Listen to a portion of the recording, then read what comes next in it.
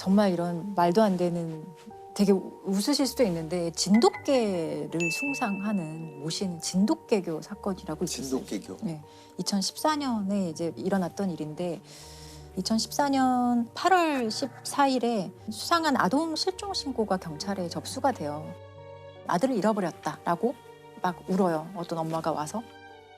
근데 그 아이를 어디서 언제 잃어버렸습니까? 라고 물어보니까 아이가 잃어버린 시점이 이미 한 달이 지난 거예요. 네. 그럼 그동안 신고 안 하고 뭐 했냐라고 물어보니까 내가 찾을 수 있을 거라고 생각했다라고 얘기하고 조금 수상한 얘기를 많이 해요. 그래서 경찰 입장에서도 단순 실종 사건은 아니겠다라는 생각으로 이 아이의 행방을 막 찾기 시작을 하거든요. 그래서 주변의 그 아동 보호시설 뭐 140여 군데도 조사를 해보고요. 엄마라는 최 씨 주변도 많이 탐문을 해요. 그런데 한 5개월 동안 계속 수사를 해봐도 전혀 어떤 혐의점이라든지 의심할 만한 부분을 결국 찾지 못해서 이 사건이 이제 미제로 남게 되거든요. 근데 미제로 남게 되었다가 2016년 2월에 이제 이 사건이 다시 이제 수면 위에 네. 떠오르게 되게 돼요. 왜 떠오르게 됐나요? 당시에 2016년 2월에 그 미취학 아동인데 뭐 실종된 아이들을 좀 집중적으로 조사를 했다고 해요. 근데 그 과정에서 실종 신고된 이 사건이 다시 이제 경찰이 보게 되고 이거는 단순 실종 신고가 아니겠다라는 판단에서 다시 한번 조사를 하게 돼요. 조사하는 과정에서 이 엄마 최 씨가 아이가 실종했다고 하는 시점을 전후해서 한 15일치의 그 휴대전화 통화 내역을 보는데 이상하게 그 통화의 상대방들이 강서구의 한 다세대 주택에 다 살고 있는 사람들이었던 거예요. 너무 이상하잖아요. 네, 그래서 그 다세대 주택을 살펴봤더니 사람들이 공동체 생활을 하고 있는 것 같은데 특별히 어떤 범죄 혐의점은 바로 찾을 수 없는 것 같았어요. 근데 그러다가 그 단체에서 탈퇴했다는 사람 하나를 만나게 돼요. 그래서 어렵게 경찰이 이 사람을 설득을 해서 어떤 일이 있었는지 확인을 하게 되는데 놀랍게도 이 사람이 증언하는 것은 2014년 7월에 한 아이가 있었는데 그 아이를 교주격인 A라는 사람이 폭행을 하다가 사망을 했고 야산에 묻었다라는 얘기를 합니다. 이 강서구 다세대 주택에 살고 있는 이 단체가 진돗개를 모시는 사이비 종교 집단이었던 걸로 밝혀지게 된 거예요. 악귀에 쓰였다면서 3살 아이를 때려 숨지게 하고 시신을 유기한 사이비 종교 집단이 범행 3년 만에 경찰에 붙잡혔습니다. 서울 주택가에서 공동체 생활을 하는 이들은 영물로 여기는 진돗개가 짖었다는 이유로 아이를 잔혹하게 숨지게 한 것으로 드러났습니다. 정체가 뭡니까 진돗개교? 진돗개교가 그냥 진돗개를 모시는 거예요, 한마디로. 진돗개가 거죠. 신인 건가요? 신인 거죠. 일종의 신인 거죠. 그러니까 진돗개한테 일단 다 존댓말을 해요. 먼저 내려가시지요 이런 식으로. 또 사당도 마련해 놓고 진돗개를 위한 어떤 의식을 거행을 하고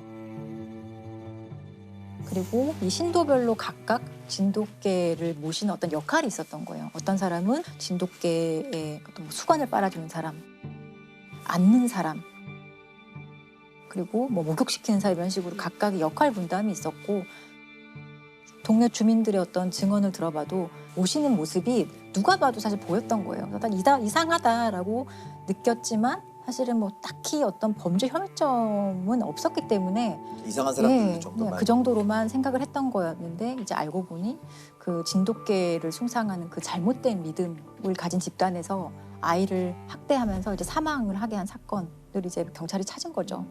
아이를 왜 학대했을까요? 처음에 진돗개가 아이를 보고 막 짖었다고 해요.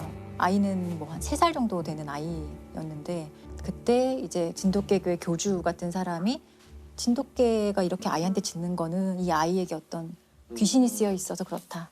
이 귀신을 내쫓기 위해서 아이를 좀 때려야 한다라는 식으로 처음에는 가벼운 폭행으로 시작했다가 그 폭행 정도가 사실 당연히 심해질 수밖에 없거든요. 그리고 결정적으로 아이가 사망한 날이 2014년 7월 7일이었다고 하는데 그 당시에 아이가 좀 대소변을 못 가리고 계속 좀 칭얼대고 이러니까 좀 더 심하게 아마 때렸겠죠. 그렇게 돼서 아이가 갑자기 사망을 하고 그 과정에서 친엄마가 다 보고 있었어요. 친엄마는 가만히 있어. 친엄마는 아무런 그 뭐 말리거나 그런 것들을 전혀 하지 않았죠. 그런데 더 놀라운 것은 이 아들이 사망한 후에 이 사람들의 행동이에요. 이 사망한 아이를 흔적을 없애야 될 거잖아요. 그래서 어떤 전주의 야산에 이 아이를 묻기로 합니다. 그래서 아이의 시신을 묻어요. 묻고 다시 집으로 왔는데 생각해보니 거기 멧돼지들이 많이 다닌다는데 멧돼지가 혹시나 아이를 묻어놓은 곳을 다시 파서 아이가 드러나면 어떡하지? 라는 그런 불안감이 엄습해왔나 봐요. 그래서 다시 이들이 내려가서 아이의 시신을 꺼내요. 그리고 그 자리에서 화장합니다. 아이의 시신을 불태워버리거든요. 그 과정에 엄마가 다 참여를 했어요. 그러니까 좀 믿기 어려운 일이지만 실제로 일어났었던 일이라는 거에 좀 충격적이죠. 이 엄마가 그럼 경찰에 왜 실종 신고를 했느냐. 그것은 그러니까 자기들의 범행이 발각되지 않도록 하기 위한 혹시나도 모를 수사에 대비한 어떤 그 혼선을 주는 그런 목적이었고. 실종 신고가 너무 늦은 거죠. 그렇죠. 이것까지 이 엄마는 이제 교주와 그 진돗개교 사람들이 시키는 대로 하게 됩니다. 근데 이들 처벌 어떻게 받았나요? 그 엄마 최 씨는 이제 10년 형이 선고가 되고요. 아이를 직접적으로 이제 학대해서 사망하게 한 사람은 13년 형이 선고가 되고. 그러니까 죄 질에 비해서는 어떻게 보면 형이 좀 형량이 적은 편인 것 같습니다. 좀 가슴 아픈 얘기네요. 이게 이렇게 좀 호응행랑하잖아요. 이런 종교에 빠지는 심리가 뭘까요?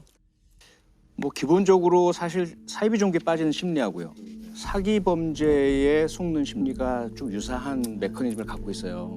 앞서 옴진리교 같은 경우 겉으로 뭐 의사라든지 전문직 성공한 사람이라 하더라도 외형적으로 그럴 뿐이지 이 사람들의 마음속에는 결핍이 있어요. 해소하지 못한 그런 심리적인 문제가 있거든요. 여기 두 번째 상황적 요인이 겹치게 됩니다. 예를 들자면 뭐 옴진리교 같은 경우는 일본의 95년 당시의 그 시대 상황이 있고 거기에 전반적인 삶에 대한 의미의 상실이라든지 뭔가 새로운 돌파구를 찾는다든지 여기에 세 번째 이러한 상황을 노리는 이 범죄자들, 사이비 종교의 교주나 혹은 사기 집단이나 아주 촘촘하게 짜여진 전략이 들어갑니다. 처음에는 그냥 베풀어요. 당신 힘들지, 내가 들어줄게 라든지 또는 그들이 갖고 있는 어떤 자존감, 낮은 부분들, 인정받고 싶은 욕구를 건드려주죠. 그러면서 그 다음에는 이제 외부와 차단을 시키죠. 다른 제3의 의견을 못 듣게 해요. 다른 사람의 조언이나 개입을 못하게 만들어버리고 그리고 나서 소위 말하는 본전 심리가 들어가는 거죠. 그때까지 내가 바친 게 있는데 만약에 여기서 당신이 중단하면은 다 날아가는 거야.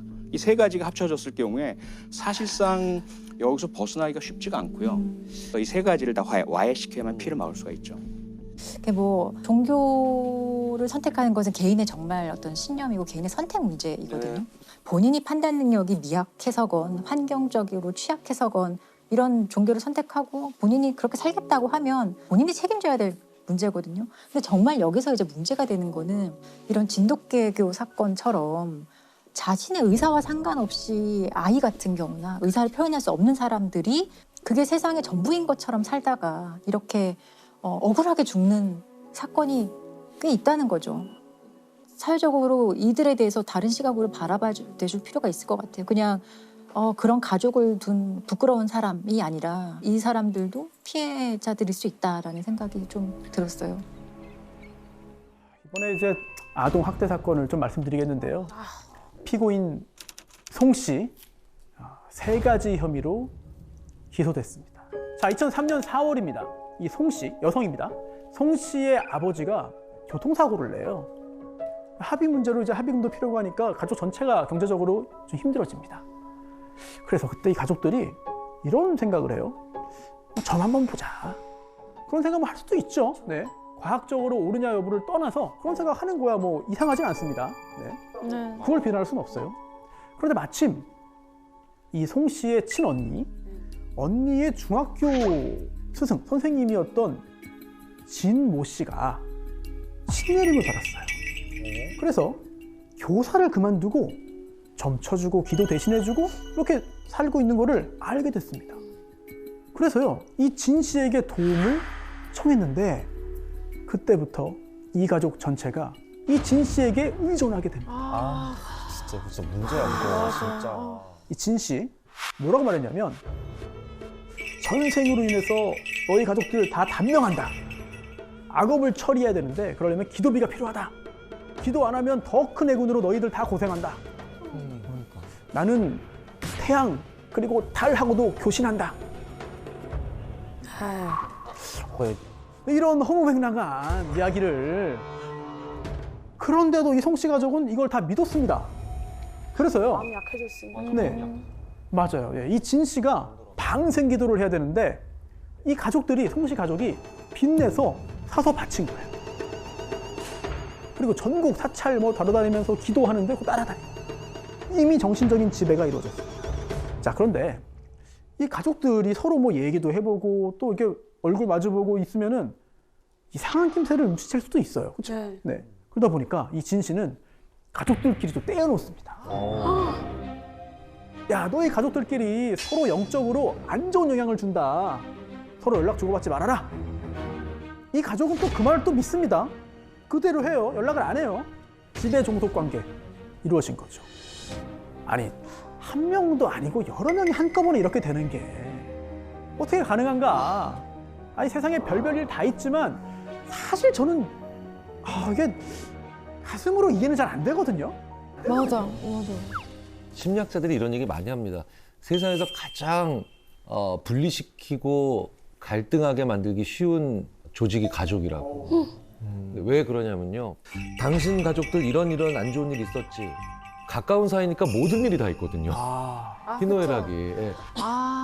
이렇게 짜증났던 적 있었지. 다 있었거든요. 다 있죠. 네, 네. 없지 않지. 네, 그래서 가족, 가까운 사이 이것만큼 분열시키기 쉬운 조직이 없는데 근데 만약에 분열되는 과정에서 네. 그 사람이 너한테 있어서 안 좋아 이 말이 아닌 너로 인해 그 가족이 안 좋아 이러면은 네. 저 같아도 못 혹시나 만나지. 뭐 뭔가 뭐 넘어지거나 다치거나 뭐 나 때문인가? 그러면 심적으로 약해져 있는 상태에서 그런 일이 네. 벌어지면 저 같아도 더 많이 불안하고 그렇죠. 내가 가까이 가지 말아야지 이런 생각이 들 것 같아요. 진 씨가 이런 인간 심리를 잘 이용해서 세뇌시킨 건데, 그런데 이 송 씨 가족 경제적으로 더 힘들어집니다. 채무 독촉도 막 받고 그러니까 이거 돈을 벌어야겠다라는 생각을 하게 되는 거죠. 그래서 2009년 이 진 씨, 이 자칭 도사, 이 진도사가 소개를 해줘요, 일자리를. 이게 뭐냐면 이 진도사의 사촌 동생 그리고 또 승려인 임 씨가 지내고 있는 절에 들어가서 일을 하고 돈을 벌게 됩니다. 그런데 이 절에 가서 일을 하면서요, 이 송 씨가 아이를 얻게 됩니다. 네? 누구? 이거 너무 냄새나. 임신을 했다고요? 네. 승려의 절에서요? 누구 아이인지 뭐 질문을 드릴 필요가 없을 정도로 맞습니다. 승려. 그 진도사의 사촌 동생이면서 승려인 그 임 씨와의 사이에서 아이를 갖게 되는 건데요. 임신 34주 만에 제왕절개로 출산을 합니다. 미숙아죠, 미숙아. 신생아 중환자실을 가서 인공호흡기를 달고 있었어요. 그런데 진도사가 빨리 퇴원시켜라, 아이 데리고 나와라, 거기 있으면 안 된다 라고 말을 하니까 송 씨는 애가 위독하고 위험한 상황인데도 퇴원을 요구합니다. 미쳤나 봐 진짜. 그 대사 이상 검사했더니 이상 소견 나와서 이거 재검 받아야 되는데요. 나가겠다. 또 뇌 초음파 검사 받았더니 이상이 있어요. 정기 검사 받아야 됩니다. 근데 그것도 안 해요. 심지어 퇴원 후에 필수 예방 접종도 안 했어요. 근데 그거는 너무 응. 예, 맞습니다. 자, 이게 아동 첫 번째 범행. 아동복지법에 있는 이제 아동 학대 중에서도 의료 방임이죠. 근데 그 정도면은 병원에서 자진적으로 좀 약간 다른 기관에 신고하거나 그런 시스템이 있지 않나요? 네, 근데 그런 절차까지는 진행이 되지 않아서 우여곡절 끝에 퇴원을 합니다. 어머. 아니 어떻게 그걸 퇴원을 해? 근데 그때 이제 진도사는 돈이 없어요. 진도사도. 네. 그러니까 이 아이를 낳고 얼마 안 된 이 송 씨에게 또 찾아오죠. 그러면서 이런 말을 합니다.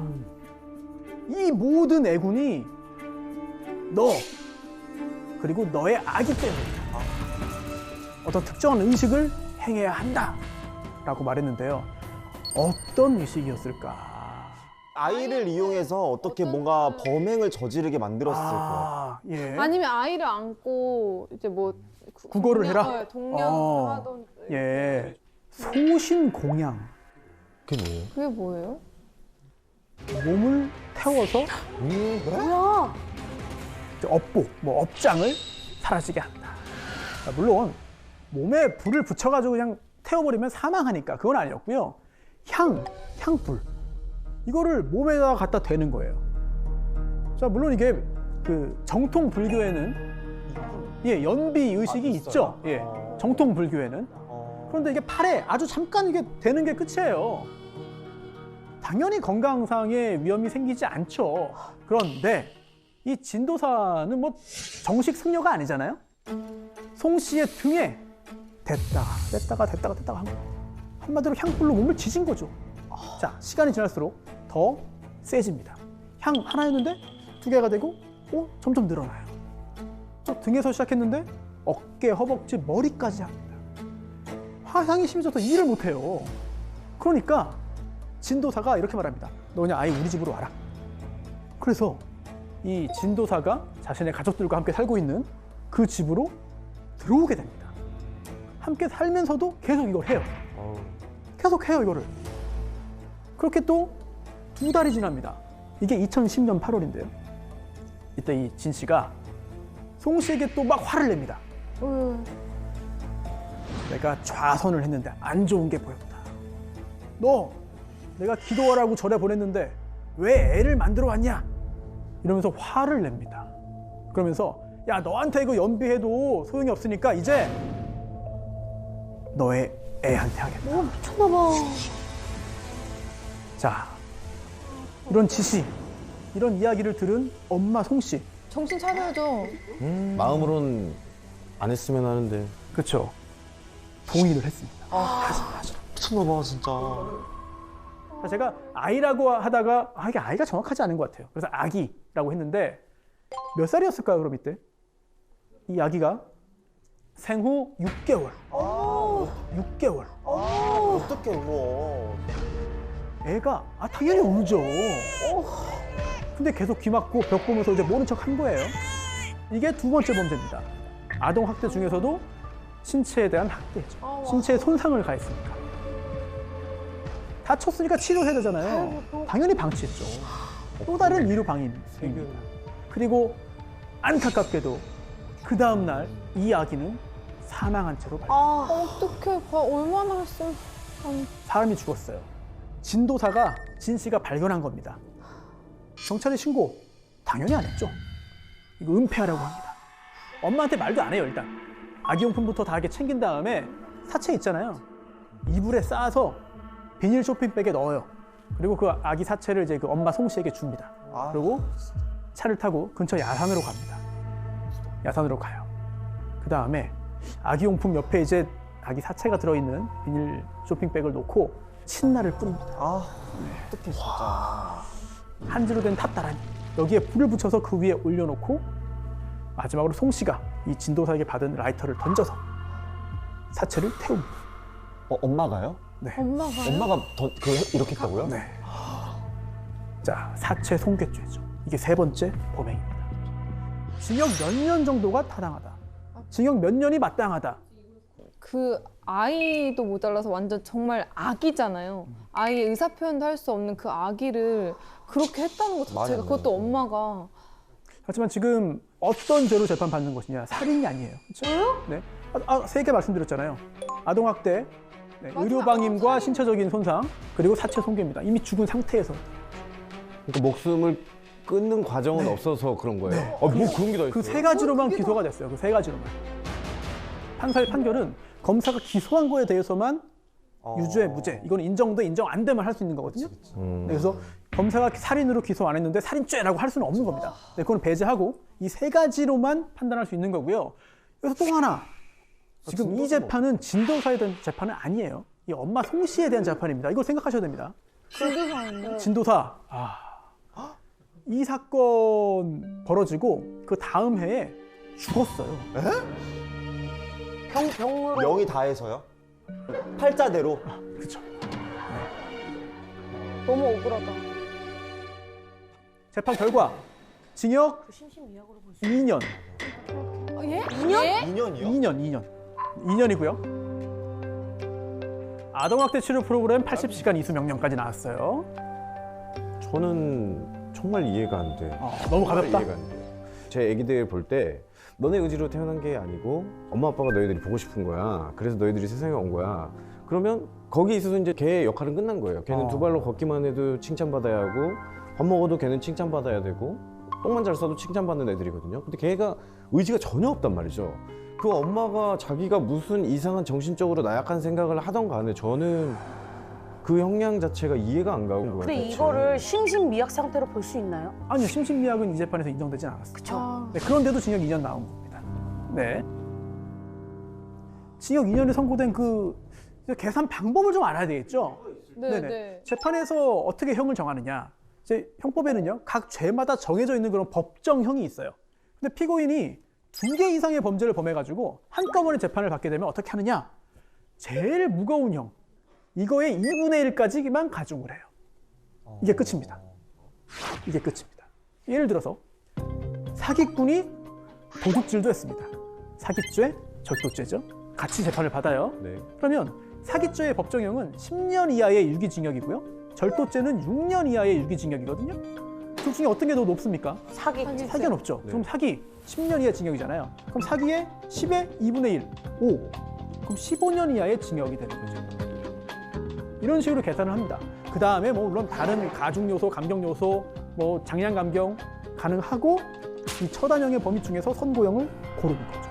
이렇게 이루어지는데, 자, 이 사건 3가지 범행이잖아요. 어떤 게 가장 네, 자, 시체에서. 굉장히 좋은 의문입니다. 뭐가 제일 중요한 죄인지를 알아야지 계산이 되니까요. 네. 아동의 신체에 손상을 가한 학대, 법정형 5년 이하의 징역 또는 3천만 원 이하의 벌금, 벌금도 가능한 거죠.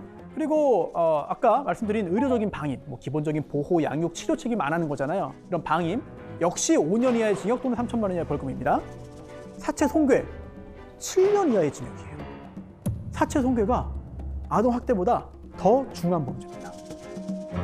그렇다면 이 3개 중에 가장 무거운 게 사체 손괴. 7년 이하 징역이잖아요.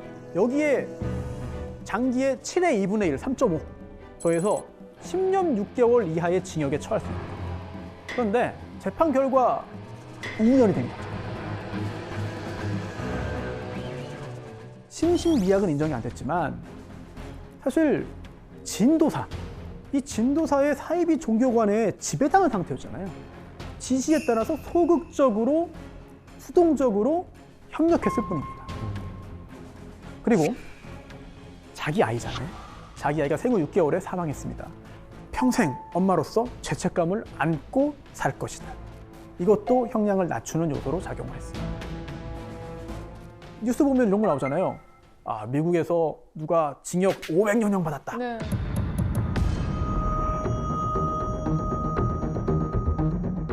미국이나 영국 비롯해서 이런 그 영미법계에서는요, 피고인이 여러 번째 저지르면 다 더해요.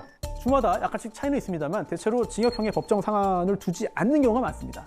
그러다 보니까 뭐 수백 년, 수천 년 이런 것도 나올 수 있는 거죠. 그래서 미국의 한 30대 남성이 상습적으로 아동 성착취물을 만들었어요. 징역 600년형이 나왔습니다. 우리나라도 그렇게 돼야 되는데. 그래야 되는 거 아닙니까? 그러니까. 우리 법의 근간을 바꿔야 되는 거거든요. 아, 그럼 이게 쉽지는 않아요. 그래서 이걸 다 바꾸기보다는 좀 실효성 있는 형량이 선고되도록 양형 기준을 좀 올리고 개선에 어떤 좀 더 초점이 맞춰져 있는 상황이라고 할 수 있겠죠. 요즘 많이 사용하는 용어가 있습니다. 가스라이팅. 네. 이 송 씨의 사건도 진도사의 가스라이팅에 의한 거 아니냐라고 말을 할 수 있을 텐데요. 이 가스라이팅이 참극을 부른 사건이 있습니다. 2020년 한 카페에서 일하던 60대 여성 박모 씨가 사망했어요. 그런데 맞아 죽었습니다. 절구 있잖아요. 절구꽁이 이거 등으로 무참하게 맞아서 죽었습니다. 당시 그 사체의 상태가 굉장히 참혹했어요. 일단 그 치아에 이제 그 노양도 있고 또 점막 출혈이 있었고요. 부피가 섬유화되어 있었고 사인은 둘력, 그러니까 그 외부의 어떤 그 힘에 의해서 잔인하다. 내부 출혈이 일어나서 사망했는데 범인이 누굴까? 큰딸 A를 범인으로 지목했습니다. 원한에 의한 그런 관계가 복수 막 이런 게 아니고요? 공범도 있어요. 어? 남자친구? 여동생 2명, 엄마를? 세 자매가 이런 일을 벌인 건데 체포된 다음에 이런 말을 했어요. 제가 카페 운영하면서요. 금전적으로 힘들어서 엄마한테 돈 좀 도와달라고 그랬는데 엄마가 거부했어요. 거절당해서 때렸습니다. 자, 그런데 그것만이 아니고요. 사실 이런 극단적인 폐륜 범죄의 배후가 있습니다. 무속인 김 씨. 나 지금 계속 소름 돋아. 네, 무속인은 이렇게 말했어요. 이 자매들에게 너희들 재벌가 그 남자들하고 결혼할 수 있어. 그런데 엄마가 길을 흔들어대가지고 그게 안 되는 거야. 그 사건 당일에도 이 세 자매가 이 김 씨와 메시지를 주고받습니다. 그리고 그 직후에 무참하게 엄마를 때려 죽였어요. 자, 그날 어떤 메시지를 주고받았는가? 어떻게 미친 정신이 나갔나 뭐 저거를. 엄마에게 이런 걸 하라는 거잖아요. 잡아서 묶어라. 저 말은 법률적으로 보면 그냥 명령조다라고 볼 네네. 수 있지만 대단히 위험한 말이고 대단히 그 공격적인 말이죠. 왜냐하면 그게 자기 부모를 묶어 수치가 넘어가고 있어. 그러니까 말 하나하나가 대단히 날카롭고 그리고 굉장히 오랫동안 상처가 되는 말인데 그런 말을 듣게 만들었다면 엄청나게 많은 지속적인 세뇌가 있었겠죠. 저거 증거예요. 저희가 볼 때는. 맞습니다. 전 자, 지시한 건데요, 정말? 그렇죠. 예, 그렇게 지시가 인정됐습니다. 재판으로 넘어갔죠. 자, 세 자매 살인이 아니고요. 예? 아니, 이거는 그건 뭐예요? 죽이려고 한 건 아니고 그냥 다치는 정도만 의도하고 이제 한 건데 결과적으로 사망했으니까 상해치사. 그런데 이제 그 존속이니까 가중처벌되죠. 존속 상해치사다. 살인은 아니었어요. 그래서 첫째 딸 A 징역 10년, 둘째, 셋째는 각각 징역 7년 받았습니다. 자, 무속인 김 씨 어떤 죄로 기소됐나? 살인교사 아니고요. 그거 아니에요? 살인교사 아니고 그거 얘기하려고 그랬는데. 죽이라고 한 건 아니다. 존속상해 교사 시켰다. 때리라고 시켰다는 거죠. 때리라고 시켰다. 징역 2년 6개월 나왔습니다. 그리고 대법원에서 이 형이 확정이 됐는데요. 그러면 요즘은 가스라이팅이 인정이 되는 거네요. 지금 대단히 중요한 또 법적인 쟁점을 좀 건드리신 겁니다. 사실 너 누구를 죽여, 누구를 때려 이렇게 직접적인 범죄를 지시하면 시키면 교사죄로 처벌받습니다. 그런데 문제는 그렇지 않은 경우도 있다는 거예요. 지배만 하고 교묘하게 조종만 하는 거죠. 이럴 경우에는 우리 법상 현재 처벌 안 돼요. 처벌하기 위해서는 죄가 명확하게 있어야 됩니다. 그런데 우리 형법에 가스라이팅 죄 없어요. 심리 지배 죄 없습니다. 정신적인 통제 죄 없어요. 그거를 어떻게 증거로 남기는가도 참 그런 것 같아요. 그렇죠. 문자가 와 있고 이렇게 하면은 예, 맞습니다. 뭔가 상해 이런 예. 거 가해라라는 그런 거라도 있는데 계속 말로만 하면서 정신적인 지배를 말로만 이렇게 오면서 그러면은 어떠한 증거도 없을 것 같아요. 맞아요. 항상 느낀 예. 건데 가스라이팅의 그 기준을 모르겠어요. 사실은. 지금 이 두 분이 정말 중요한 말씀하신 겁니다. 왜냐하면 가스라이팅 죄를 따로 규정하고 싶어도 하기 어려운 이유가 가스라이팅이 뭐죠? 기준이 없어. 기준이 어디까지 하면은 가스라이팅이고 어디까지 하면은 도와주는 거고 어디부터는 법이 허용 안 하는 거고 어디까지는 법이 허용하는 거죠? 이게 애매합니다. 자, 우리가 애매하면 좀 다른 나라 사례를 좀 보고 참고할 수도 있어요. 영국, 놀랍게도 가스라이팅을 포함한 정신적인 통제 그 자체가 범죄가 될 수 있다. 최고 5년의 징역형을 부과할 수 있는 강압적인 통제라는 개념을 도입했다고 해요. 즉 폭력이 없더라도 심리적으로 자유를 구속하고 억압할 수 있다. 그게 죄다. 그 자체가 죄다라는 거예요. 자, 교수님께 한번 좀 질문을 드리고 싶습니다. 가스라이팅 자체를 범죄화해서 처벌하는 거 심리학적인 관점에서 볼 때는 어떻게 보시는지 좀 궁금합니다. 분명히 범죄죠. 심리학자들은 그렇게 생각하고 저도 그런 입장인데요. 대부분 그 말이나 그 행위 자체가 살해 지시가 아니다, 그렇게 극악하지 않다라고 생각들을 하시는데요. 저희는 이렇게 표현해요. 네. 안약은 전혀 유해하지 않은 것 같죠. 예. 안약은 눈에 넣으면. 예. 근데 안약을 계속 옆에서 밥 먹는데 조금씩 타주면 그거 독약이거든요. 네, 그러니까 말의 자체가 증거로서 날카롭지 않다라고 해서 그게 실제로 사람한테 크게 상해를 안 입힌다라는 건 굉장히 근시안적 생각이거든요. 이 가스라이팅 우리가 점점 더 많이 사용하고 있는데 법적으로 어떻게 볼지 또는 심리학적으로 또 정신의학적으로 어떻게 볼지 좀 고민이 좀 많이 필요한 그런 영역인 것 같습니다. 자, 더 글로리 보셨습니까? 네. 네, 많이 보셨네요. 네. 학교 폭력당한 피해자의 복수극이잖아요. 그런데 이제 복수는 영화 드라마의 단골 소재예요. 맞아요. 네, 현실에서는 못하니까 영화라도 보고 드라마라도 보고 대리만족해라 뭐 이런 의미가 있지 않나 싶기도 한데, 그런데 만약 현실에서 복수극이 벌어지면 어떻게 될 것이냐, 결말이 과연 통쾌하기만 할까. 2000년 5월 과천의 한 공원에서 환경미화원이 뭘 발견해요. 아 제발 아니. 네, 토막나서 봉지에 담겨서 벌어진 사람의 발목. 어떡해. 발목만 발견한 겁니다. 경찰이 수색에 나섰습니다. 그래서요, 성인 남성의 것으로 추정되는 왼쪽 손, 허벅지, 발, 오른쪽 발, 팔뚝 발견하고요. 또 성인 여성의 것으로 보이는 오른쪽 발, 대퇴부, 몸통 발견합니다. 처참하게 토막난 시신 총 11곳에 나누어서 버려졌습니다. 자, 지문감식 해봤더니요, 공원 근처에 사는 한 부부예요? 네, 실종 신고 없었거든요. 그러니까 이제 그 집으로 찾아갔습니다. 그랬더니 아들이 있어요. 작은 아들이 집에 있습니다. 경찰이 부모님 시신이 발견됐다. 그런데 별로 놀라진 않습니다. 그러면서 3일 전에요, 성당 간다고 나가셨는데 연락이 안 되네요. 그 시신이 발견됐다는 왜 안 되냐? 경찰이 수색을 했어요. 화장실, 거실에서 혈흔이 발견됩니다. 결정적으로 시신을 담았던 그 봉지에서 그 작은 아들의 지문이 나왔습니다. 지난 21일 부부를 엽기적으로 살해한 뒤 쓰레기장에 버린 반인륜적 범행을 저지른 사람은 바로 그 부부의 둘째 아들로 밝혀졌습니다. 아들의 손으로 무참히 살해된 부부의 시신 일부는 쓰레기 봉투에 쌓인 채 인적 없는 개천변과 쓰레기장 등에 버려져 있었습니다. 23살 이모군이 부모를 살해하고 시신을 처리한 과정은 가히 엽기적이었습니다. 이 둘째 아들, 명문 K대학교에 다니던 학생이어서 더 큰 화제와 논란이 있었죠. 이 둘째 아들, 이 씨라고 하겠습니다. 2살 위 형이 있어요. 동생이 잡혀갔으니까 형도 경찰서에 갔습니다.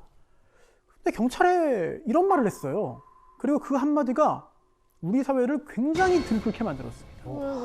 그러니까 지속적으로 뭐 당한 게 있었나. 그러니까 학대, 나도 지금 학대 생각 어렸을 때 전문가들이 되어가시는구나. 정확합니다. 정확합니다. 나는 동생을 이해한다. 그래, 그럴 것 같았어. 동생이. 공범 아니에요? 진짜 그렇게 공범은 아니었어요. 네, 공범 아니고요. 전혀 아니고요. 그거는 도대체 어떤 일이 있었기에 형은 부모를 살해한 동생을 이해한다고 말했습니까? 먼저 동생 이 씨의 성장 배경부터 보겠습니다. 자, 아버지는요, 회사 출신의 장교였고요. 어머니는 엘리트 집안에 태어나가지고 명문대를 나왔습니다. 맞선 봐서 결혼했어요. 근데 이 엄마, 이제 아내는 그 회사 나왔고 장교니까 엄청 높이 올라가겠지 기대했습니다만, 예상과 달리 일찍 공직에서 물러나면서 사이가 좀 틀어지기 시작합니다. 그리고 남편에 대한 기대가 자연스럽게 아들들에게 갔죠. 그런데 큰아들은, 첫째는 좀 반항도 하고 저항도 하고 막 그랬어요. 그랬더니 온순하고 당하기만 한 둘째, 작은 아들에게 그게 또 다 몰린 겁니다. 유치원 다닐 때 뭐 문구점, 문방구 가면 모두 사고 싶고 보고 싶고 만지고 싶고 한데, 이때도 눈치 보느라고 못하고, 네, 초등학교 때도 수없이 혼나고 두들겨 맞고, 심지어 중학교 때는 나는 우리 부모에게 쓰레기 취급받았다 라는 말을 합니다. 증거도 있어요. 이 범행 2달 전부터 일기에 내가 받은 학대 이거를 다 적기 시작합니다. 그 일기의 제목이 뭐냐? 심판. 이고요. 하도 많아서 학대 사실마다 번호를 매겨가지고 쭉 적었어요. 시계 보는 법 맞으면서 배웠다. 밤늦게 먹는다고 젓가락 던지고, 다리에 피멍 들도록 맞고, 아니 자기 아들한테 너 키 작아서 사회생활 못한다 뭐 이런 말을 하기도 하고, 저 아주 극히 일부고요. 어릴 때부터 가정폭력 당했잖아요. 그것도 부모에게 성격이 극도로 폐쇄적으로 변하고 내성적으로 변하고. 근데도 공부는 잘했어요. 그래서 좋은 대학 갔는데 부모가 뭐라고 했냐? 서울대 못 간 실패한 자식, 멍청한 자식 필요 없다, 나가 죽어라. 외로워. 그리고 사건 발생 열흘 전이에요. 열흘 전. 형이 집을 얻어서 나갑니다. 나가는데 이 동생이 가서 집 나르는 거 도와주고 왔어요. 도와주고 왔더니 엄마가 물어봤습니다. 형이 다 잘했냐? 답을 했겠죠? 근데 엄마는 너 왜 이렇게 성의 없이 말하냐? 이러면서 또 막 화를 내요. 그랬더니 동생이 이제 발끈합니다. 생애 첫 반항을 해요. 생애 첫 반항. 왜 형한테만 관심을 가져요? 집까지 구해줬으면 됐지. 형이 집 얻었는데 그 보증금 필요하잖아요. 이거를 대출 받았는데요. 그 동생 이름으로 대출을 받아서 집을 구해줍니다. 얼마나 서운합니까? 그런데 도와주고 왔는데 또 이렇게 욕을 먹으니까 터져버려요. 그러면서 그동안 내가 받았던 서름, 억울함을 이제 직접 얘기해요. 생애 처음이에요. 처음. 그러면 이제 엄마가 어떻게 나왔을까? 나는 그런 적 없다. 왜 그때는 말 안 하고 갑자기 지금 말하냐? 이게 자식 도리냐? 정신병원에 하나 가라. 이렇게 몰아붙이고요. 그러고서는 아버지한테 또 혼난 거죠. 역시 마찬가지. 다 지난 거 왜 지금 얘기하냐? 이렇게도 모욕을 한 거예요. 얘는 혼자였네. 이 씨는요, 방에 틀어박힙니다. 남남처럼 얼굴도 안 봐요. 뭐 먹긴 해야 되잖아요. 엄마 아빠 잘 때 밤에 몰래 나와서 해결하고 또 들어갑니다. 그런데 그 기간 동안 엄마 아빠는 관심도 안 보이고 물어보지도 않았어요. 이렇게 6일째 되는 날, 이 씨가 한밤중에 양주를 마셔요. 집에 있던 양주를 마시고 나옵니다. 그리고 자고 있던 어머니를 망치로 살해했습니다. 그리고 4시간을 방 앞에서 서성이다가 결국은 아버지까지 살해합니다. 자, 경찰이 왜 죽였냐? 라고 물었더니 부모님이란 생각이 안 들었고 제 인생을 해코지하고 저를 못 살게 굴고 저를 그러면서요. 처음 사과를 내가 요구한 그날 사과를 듣고 싶어서. 네. 미안하다 한마디만 했어도 나는 다 잊었다. 결국 1심 사형, 2심 무기징역으로 내려가고요. 대법원에서 확정돼서 지금 무기수로 복역 중입니다. 근데 당시 기준으로 보면은요, 피해자의 수 1명 아니라 2명이에요. 피해자의 관계? 오, 부모를 죽였어? 끔찍한 범행 수법? 죽인 다음에 어떻게 했느냐? 등등등. 사형이 아닌 게 오히려 이례적입니다. 그동안 부모로부터 이제 받은 정신적인, 유체적인 그런 학대로 인한 피해 의식이 강했고 스스로의 존재 가치를 상실했다. 절망감이 있었다. 이걸 고려한 건데 사실 이런 상황에 이르기까지 우리 이웃이 몰랐다는 거. 우리 사회의 책임도 일부 있다는 메시지를 사법부가 전하고 싶었던 게 아닌가라는 생각도 듭니다. 너무 마음이 좀 아프죠. 네. 자, 지금 이 사건은 이제 형법 배울 때 꼭 등장하는 법적으로 대단히 중요한 사건인데요. 1992년입니다. 1월 17일 자정 무렵인데요. 가정집에 강도 들었다는 신고가 접수되어 경찰이 현장에 도착했습니다. 방 안이 이제 막 어지럽혀 있었고요. 강도는 이미 도망갔어요. 그런데 집주인인 50대 남성 김 씨, 이부자리에 가지런히 누워 있었고요. 발목이 묶여 있었습니다. 그리고 흉기로 이미 여러 곳을 찔려가지고 사망한 상태였어요. 어떻게? 강도 살인인 거죠. 네. 근데 피해자가 더 있어요. 방 안에 함께 있던 21살 딸. 손목이 테이프로 이제 결박돼 있었고요. 또 브레이즈와 끈이 끊겨져 있었지만 뭐 특별한 외상은 없었습니다. 흉기가 발견됐고요. 집안 여기저기서 지문이 나왔습니다. 다 확인해봤더니 가족이 아닌 지문이 하나 나왔습니다. 범인일 가능성이 매우 높죠. 네. 그리고 사건 이틀 후 경찰이 그 지문의 주인을 찾아서 잡아왔어요. 잡아와가지고 범인 잡았다! 이 사람 맞냐? 라고 했더니 이 김양이 보자마자 주저앉았습니다. 왜? 그러면서 제가 그랬습니다. 제가 범인입니다. 아, 자기가 그냥 그랬다고요? 자, 이 사건 도대체 어떤 사연이 있느냐? 김양은요, 대학 입학 전까지 학교 가는 시간만 빼고는 집에만 있었습니다. 그러다가 대학교 가고 기숙사에 살았는데 이때 학교에서 알게 된 남자친구가 생겼습니다. 네, 김군. 그런데 계속 만나다가도요, 주말만 되면 꼬박꼬박 본가를 가요. 그래서 이 남자친구 김군은 이게 좀 이상했습니다. 주말만 되면 왜 저렇게 항상 갈까? 왜 나를 안 만날까? 그리고 이 둘의 관계가 더 깊어지고 굉장히 더 긴밀해진 상황에서 김양이 가슴 속에 있었던 이야기를 눈물을 흘리며 털어놓습니다. 9살 때부터 지금까지 계속 의붓 아버지에게 성폭행을 당하고 있다. 어머. 주말마다 본가에 간 것도 의붓 아버지가 협박해서 간 거고요. 그때마다 성폭행을 당했다. 사실 이 김양이 7살 때 엄마가 재혼을 했습니다. 그래서 의붓 아버지 김 씨와 함께 살게 된 건데요. 처음 2년 동안은 큰 문제가 없었어요. 그런데 9살이 되던 때 그때부터 수시로 이런 일을 당한 건데요. 처음에는 이 엄마가 모르는 상태로 진행이 됐습니다. 그런데 얼마 지나지 않아서 엄마가 당연히 알게 됐죠. 그런데도 드러냅니다. 어머. 엄마는 또 조치를 취하지 않고 왜 그 엄마는 심지어 아내 그리고 의붓 딸을 한꺼번에 동시에 성폭행하는 일도 있었어요. 왜 신고 안 했을까? 아니 가져올 땐 몰라도 뭐 중고등학교 또는 대학교 가서 신고하면 되는 거 아닌가? 맞아요. 신고했어요. 왜 안 잡혀들어? 경찰에 신고해서 경찰이 집으로 나왔습니다. 어릴 때거든요, 어릴 때. 경찰이 집으로 와가지고 김 씨 보더니 인사를 하고 가요. 왜? 자, 의붓 아버지 김 씨 직업이 뭐야? 검찰 직원이었습니다. 검사가 아닌데도 그 당시는 이제 검찰 직원만 돼도 힘이 있는 거예요. 그 위세에 눌린 거죠. 실제로 힘이 있었고 눈으로 봤으니까 경찰이 오각된 거예요. 12년 동안 능욕당하면서 고통 속에 살았습니다. 자, 이 사실을 털어놓은 거죠. 그랬더니 이 김군, 과거는 과거일 뿐이니까 앞으로 서로 사랑하면서 살아가자라고 말을 합니다. 그리고 이 둘이요, 굉장히 순진했습니다. 왜요? 함께 찾아가요. 아빠를요?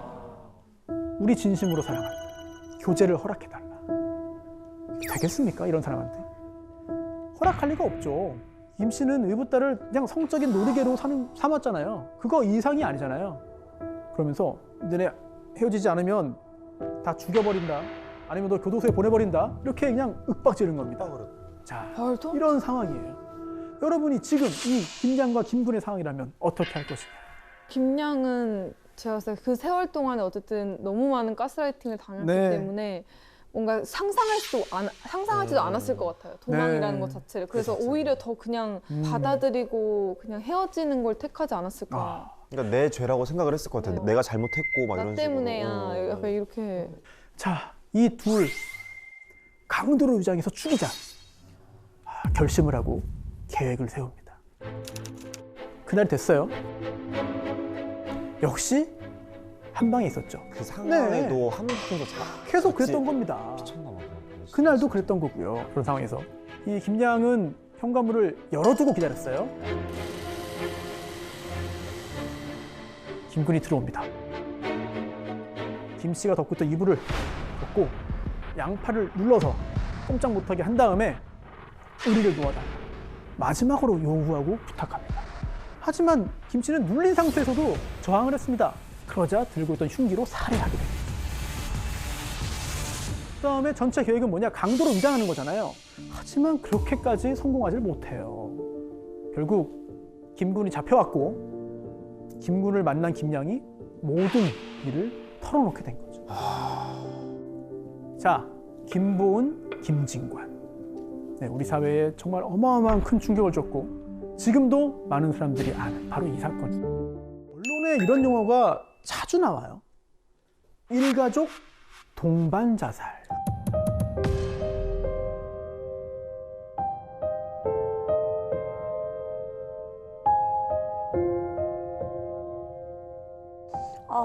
그런데요, 한번 더 생각을 해보면 굉장히 무시무시한 말입니다. 어린 그 자녀들이 정말 진지하게 스스로 생을 마감하겠다고 판단을 해서 결정을 했을까요? 그럴 리가 없지 않습니까? 모르죠. 다행히 앞으로는 언론에서도 이런 표현을 쓰지 않기로 했는데요. 2022년 11월 19일 아동학대 예방의 날을 맞아서 아동학대 사건 보도 공고 기준을 만들었습니다. 가족 동반자살, 일가족 극단 선택 이런 표현 대신에 아동 살해 후 극단 선택이라고 하자는 거죠. 맞아. 그게 맞는 말인 것 같아요. 지금 이 사건은 이제 아동 살해 후 극단 선택 사건입니다. 2019년에 벌어진 사건인데요. 이 사건의 피고인은 엄마입니다. 피해자 9살 김양은이요. 자폐성 발달장애 2급이었습니다. 사회적인 연령이 2세 5개월에 머물렀어요. 이게 어느 정도냐면 나 뭐뭐 하고 싶어. 나 어디 가고 싶어. 이 정도의 간단한 말만 할 수 있는 상황이었습니다. 안타깝죠? 엄마 박 씨는요. 양육 부담 또 경제적 어려움으로 인한 극심한 스트레스를 받았고 2017년부터 우울증으로 정신과 치료도 받았습니다. 그렇던 2019년 1월 시어머니가 교통사고로 세상을 떠납니다. 그러니까 어머니를 잃은 남편이 우울증을 또 알아요. 공황장애도 얻습니다. 휴직도 하고 입원 치료까지 받으면서 경제적 곤란이 더 커진 거죠. 결국 박 씨는 자살을 결심합니다. 그런데 내가 죽으면 남겨진 딸 누가 돌보지? 남편에게 이 짐을 주기도 어렵고 결국 딸을 먼저 살해하고 내가 자살해야겠다. 많은 양의 정신과 약을 국그릇에 퍼담고 손으로 딸에게 퍼먹입니다. 결국 딸은 급성 약물 중독으로 사망합니다. 이제 엄마 박 씨도 미리 받아놓은 40일치 약을 한꺼번에 먹어요. 자살을 시도합니다. 자, 그런데 엄마 박 씨는 정신을 잃었다가 응급실에서 깨어납니다. 자, 이게 이 사건이에요. 또 딸을 살해하고 자살을 시도했지만 깨어난 엄마. 면면형을 선고해야 되는 거야. 이게 앞의 사건이랑 좀 다른 게 그건 것 같아요. 서로 상호간에 얘기가 된 살인이 어쨌든 아니기 때문에 네. 어쨌든 앞의 사건과는 형량이 좀 다르지 않을까. 그렇죠. 무겁지 않을까. 지금 대단히 중요한 게요. 적용되는 법조 자체가 달랐습니다. 왜냐하면 첫 번째 사건은 촉탁살인이잖아요. 네. 이거는 그냥 살인이에요. 네, 그냥 살인입니다. 법정형 자체가 더 높죠. 네, 대단히 중요한 부분을 말씀하셨습니다. 네. 자, 그리고 형량을 결정할 때는 여러 요건들을 봅니다. 그 중에 하나가 참작할 부분이 있는가인데요. 그런 참작할 사정을 우리가 얻을 수 있는 증거 중에 하나가 바로 주변인들의 진심 어린 탄원서입니다. 저는 특수교육 현장에 25년 이상 있었고 중증 장애를 지닌 자녀를 양육하는 부모가 겪는 어려움이 얼마나 큰지 누구보다 잘 알고 있습니다. 김양 어머님은 특수교육 전문기관인 본교에 딸을 입학시키고 최선을 다해 뒷바라지를 했습니다. 장애가 있는 자녀를 키우는 어머님들의 어려움을 잘 살펴 선처를 해주십사 간절히 호소를 드립니다.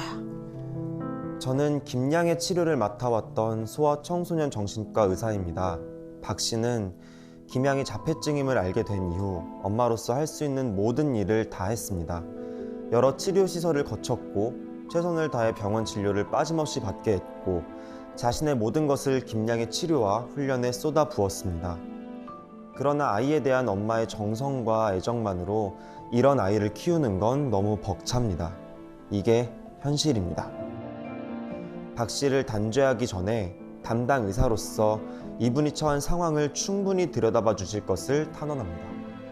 두 개의 탄원서 내용을 함께 봤습니다. 자, 이렇게 하니까 좀 더 이 사건의 어떤 내막, 배경을 좀 더 이해하기 쉽게 됐죠. 자, 1심 징역 4년입니다. 자, 대법원까지 가서 확정이 됐어요. 자, 4년. 길다면 긴 시간입니다만 배경이 그래도 4년 너무 약한 거 아니야? 라고 생각하실 분도 계신 거예요. 판결문에서는요. 우리가 양형 이유를 발견할 수 있습니다. 살해 후 자살 범행에 대한 온정주의의 기저에는 부모 없는 아이들, 극도로 궁핍한 아이들, 신체적, 정신적 장애가 있는 아이들을 굳건하게 지지해줄 사회 안전망이 없다는 불신과 자각이 깔려 있다. 피고인 개인을 비난하면서도 중벌에 처할 수 없는 이유는 결과에 상응한 적정한 형벌과 실제 선고되는 형벌 사이의 차이만큼이 바로 국가와 사회의 잘못임을 인정하기 때문이다.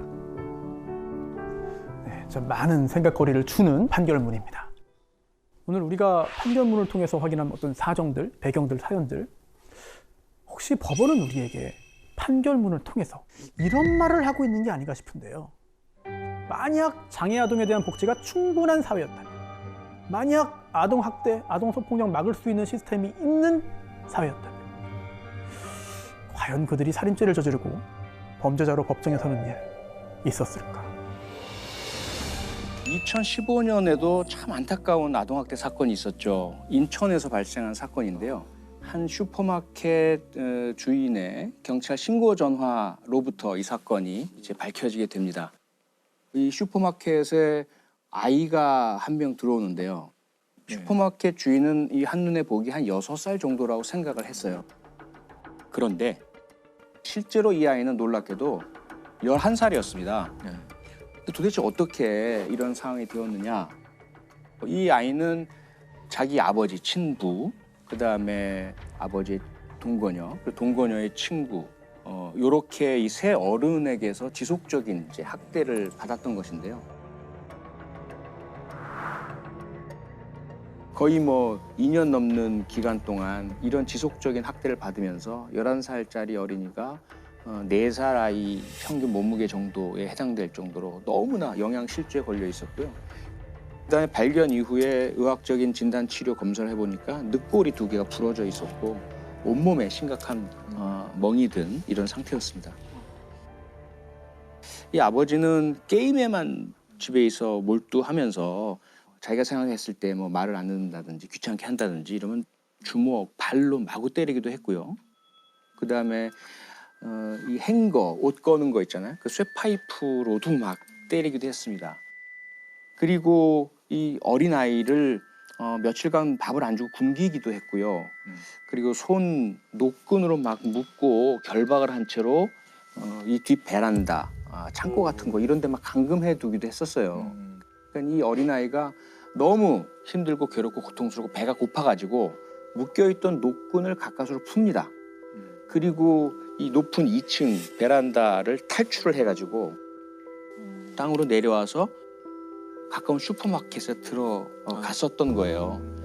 11살 여자아이가 배가 너무 고파서 맨발로 집에서 탈출했는데 몸 곳곳이 멍들어 있었고 친아버지와 동거녀가 2년 넘게 집에 가둬놓고 이렇게 만들었다고 합니다. 소녀의 키는 120cm, 초등학교 5학년 나이인데도 몸무게는 4살 평균인 16kg에 불과했습니다. 지난 12일 낮 자신의 집인 빌라 2층의 세탁실에서 가스배관을 타고 탈출했습니다. 집안 욕실과 세탁실에 갇히길 수십 차례, 동거녀와 살며 인터넷 게임에 빠져 산 아버지는 딸이 남은 음식을 찾아 먹으면 매질을 했고 일주일 넘게 밥을 주지 않을 때도 있었다고 경찰은 밝혔습니다. 아니 이게 학대가 굉장히 심한 경우인데 주변에서 눈치를 못 챘을까요? 범죄 심리학자들 다수가 아동학대 피해자 분들을 이제 생존자라고 불러요. 예, 가장 일상적이면서도 함께 사는 가까운 사람에 의해서 벌어지기 때문에 잘 드러나지가 않죠. 결국 아주 심각한 중상해나 커다란 사건이 되어서야만 밝혀집니다. 그래서 아동학대는 어떤 범죄보다도 암수 범죄가 많죠. 그리고 실제 아동학대의 80%는 그렇게 가정 내에서 일어나는 아동학대가 80%고 우리가 알 수가 없는 경우가 대부분이죠. 그래서 이 사건을 계기로 정부에서는 장기 결석 아동들, 학교에 가야 하는데 오지 않는 아동들에 대한 전수조사를 실시하게 되었습니다. 학대를 당한 딸은 학교를 2년 넘게 결석했지만 교육당국의 손길은 미치지 못했습니다. 아동관리에 허점이 드러난 건데요. 정부가 부랴부랴 장기 결석 학생에 대해 전수조사에 나섰습니다. 요즘 아동학대에 대한 그 법과 그 인식이 굉장히 높아지고 있는데 여전히 좀 부족하다는 생각이 많이 들어요. 여전히 부족합니다. 네. 여전히 부족하고요. 앞서 제가 이제 생존자라는 표현을 말씀드렸지만 사실 아동학대는 그 자체가 트라우마로 작용하고 상당히 심각한 그런 피해 후유증으로 남게 되죠. 2013년에 미국 여러 대학에서 한번 연구를 해봤어요. 아동학대 피해자들과 아동학대를 당하지 않은 아이들 사이에 그 fMRI라 그래서 자기공명 영상으로 뇌를 이제 촬영을 해본 거예요. 그랬더니 아동학대 피해자들에게서 나타나는 독특한 현상이 전전두엽하고 해마 부위를 연결짓는 곳에 손상이 많이 발견이 됐어요. 그 영향은 뭐냐면 불안, 두려움, 초조 이런 것들을 잘 이렇게 견뎌내기 힘들게 되고요. 정서 관리가 어려워지고 상당히 좀 장기적인 후유증이 남을 수 있는 그런 상처가 발견이 되는데 문제는 과거엔 대놓고 폭력과 학대를 저질렀다면 이제는 아동학대가 처벌받는다는 걸 아니까 몰래 숨어서 그리고 지능적으로 눈에 보이지 않는 부위에 대한 폭력과 학대를 저지른다든지 정서적 학대를 한다든지 이런 일들이 많이 벌어지고 있어서 결국 아동이 받는 충격은 다른 아이들은 나보다 행복하게 살고 있는 것 같은데 나만 이렇게 괴롭고 모욕당한 것 같아 라는 느낌을 갖고 있다면 이 외부적인 몸의 상처는 없어도 마음의 상처는 더 심하거든요. 여기에 대해서 과연 우리가 친권자, 양육권자들로부터 아이들을 지켜주고 새롭게 그 나이 또래에 맞는 애정과 관심과 양육을 해줄 사람에게 보호를 제대로 찾아서 연결해 주느냐? 그렇지 못하고 있죠, 아직까지. 이제 막 범죄 영화 같은 거 보면 가정폭력이나 아동학대를 당했던 경험에 범죄자들이 꽤 있었거든요. 실제적으로 피해자였던 사람이 나중에 가해자가 되는 경우가 있나요? 그 우리가 잘 아는 연쇄살인범들 유영철, 정남규, 강호순 아동학대 피해자입니다. 어린 시절에는. 그렇다고 해서 우리가 그런 강력범죄자들에게 면죄부를 줄 수는 없어요. 조소도 안 되고 정당화의 논리도 안 됩니다. 왜냐하면 아동학대 피해를 당한 절대 다수는 절대로 내가 당한 거를 다른 사람에게는 하지 않겠어라는 결심을 합니다. 그래서 오히려 그 의지로 다른 사람을 지켜주고 보호해주는 사람 모범적인 시민이 되는 경우가 가장 많고요. 또 다른 분들은 그 학대 피해 후유증을 잘 이겨내지 못하고 아동학대 피해 후유증을 안고서 우울증이라든지 정신과적인 질환을 앓으시면서 힘들어하시는 분들이 그 다음에 다수고요. 아주 극소수가 자신이 받은 아동학대 피해를 학습을 하죠. 그리고는 다른 방법은 자기가 알지 못하니까 자기에게 욕구 불만이 생기거나 분노가 생기거나 또는 갈등이나 누군가와 다툼이 생기면 그걸 자기가 받은 것과 똑같은 방식으로 학습한 내용을 학대하고 폭력을 저지르게 되는데요. 가장 대표적인 사건 중 하나가 2010년에 발생했죠. 양천구 신정동의 옥탑방에서 발생했던 살인 사건에 대해서 말씀드리고자 합니다. 웃음소리가 기분 나빠서 살인했다라고 알려졌던 사건이에요. 이 사건의 범인이 33살이었는데 10여 년간 교도소에 복역하고 있다가 출소한 친구였어요. 근데 그 사이에 세상은 많이 바뀌었잖아요. 자기가 나와서 새로 적응하고 살려고 노력을 했는데 건설 현장에서 이제 일하는 것밖에는 할 수 있는 게 없고 그래서 그날도 토요일인데 2010년 8월 7일이었죠. 이 사람이 일이 없었어요. 다른 사람들은 다 가는 자기는 안 불러준 거죠. 그래서 그때 일하러 갈 때 필요한 망치, 칼, 이런 장비들 든 가방을 가지고 동네를 돌아다니다가 어린이 놀이터에 혼자 이렇게 앉아 있었던 거예요. 그런데 어디선가 웃음소리가 들린 거죠.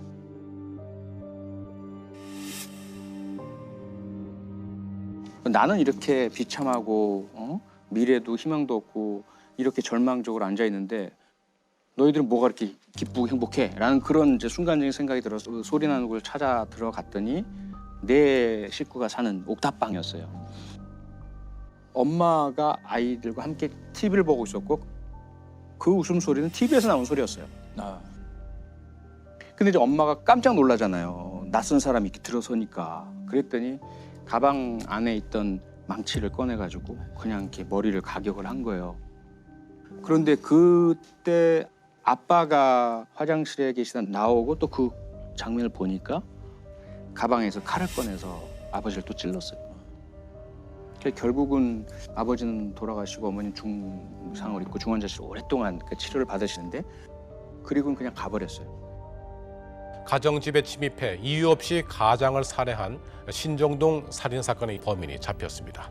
윤 씨는 신정동 일대를 배회하다 단란한 주말 저녁을 보내던 가족들에게 흉기를 휘둘렀습니다.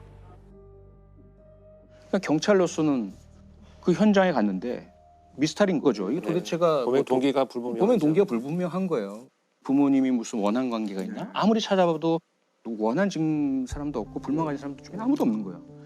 오직 CCTV에서 발견된 모습이 있어요. 그 현장에 떨어진 모자, 인상착의.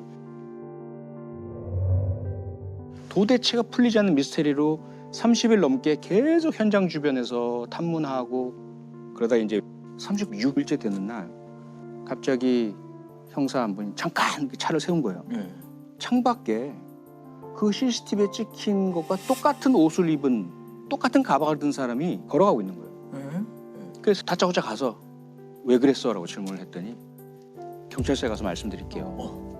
그러니까 이 사람은 멀리 도망갈 의사도 없었고 그럴 요량도 없는 상태였어요. 그러니까 제가 한 4시간 면담을 하면서 도대체 어떻게 살아왔는지 왜 그랬는지를 따져보니까 이 친구가 어린 시절부터 자기 아버지로부터 극심한 가정폭력, 온 가족이 다 폭행을 당했어요. 술만 드시고 막 집안 다 때려 부수고 어머니 폭행하고 아이들은 도망 다니고. 그런데 이 사람이 그 아버지가 하던 행패를 학습을 한 거예요. 조금만 기분이 나쁘면 술 마시고 자기 아버지가 하던 걸 똑같이 하다가 그걸 강력범죄에 저지르고 잘못된 선택을 하게 되고 결과적으로는 뿌리는 아동학대더라 이 말이죠. 현장 검증에서 윤 씨는 행복한 가정의 웃음소리가 자신의 처지와 비교돼 범행을 저질렀다고 말했습니다.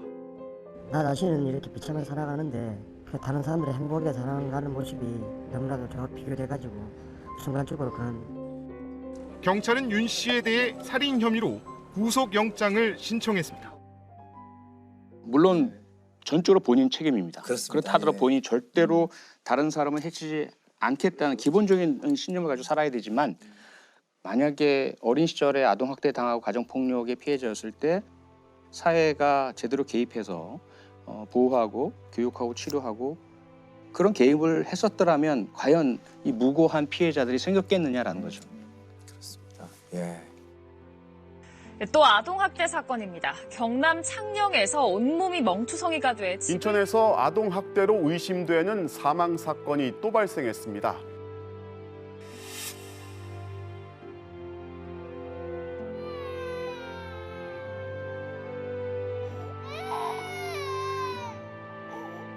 저희가 알스범잡하면서 가장 얘기 들을 때 마음 아픈 게 아동학대 얘기였던 것 같아요. 저희가 지금 몇 차례 다뤘는지 모릅니다. 시즌 1부터 시작해서. 아동학대 얘기는 부단히 계속 저희가 드리는 이유가 분명히 있을 거라는 생각이 많이 들어요. 지금 이 순간에도 아마 발생한다는 것이 가장 두려운 얘기죠.